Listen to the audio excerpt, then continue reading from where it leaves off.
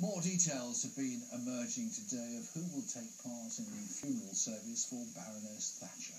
The former Prime Minister will have a ceremonial funeral with full military honours at St Paul's Cathedral next Wednesday.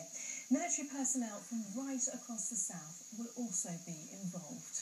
But how will she be remembered? From the coalfields in Kent, which closed under her control, to the Oxford College where she studied, opinions remain, of course, strongly divided. With more, Richard Jones. The servicemen who liberated the Falkland Islands remember Margaret Thatcher as the Prime Minister who sent them to war. She visited the naval town of Gosport in Hampshire 6 years ago to mark the 25th anniversary of the conflict. Many veterans feel she was always on their side. I'm sure that there will be many Falkland veterans turn out in London just to pay their last respects at the funeral. The Falkland veterans will remember Margaret Thatcher with fondness. But in other parts of the south, she will not be remembered with fondness.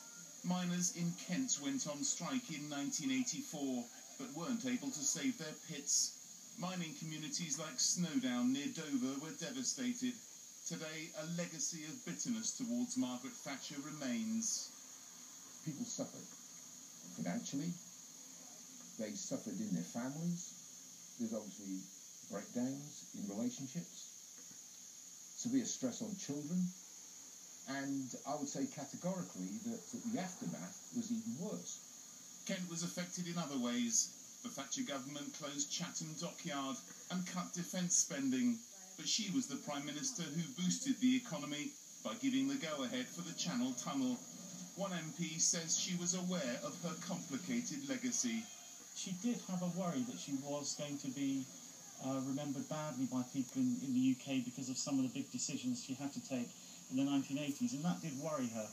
But I always reassured her that history would be very kind to her.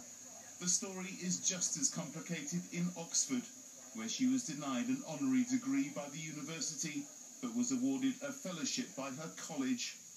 The student now occupying the post Margaret Thatcher once held says her predecessor was a trailblazer.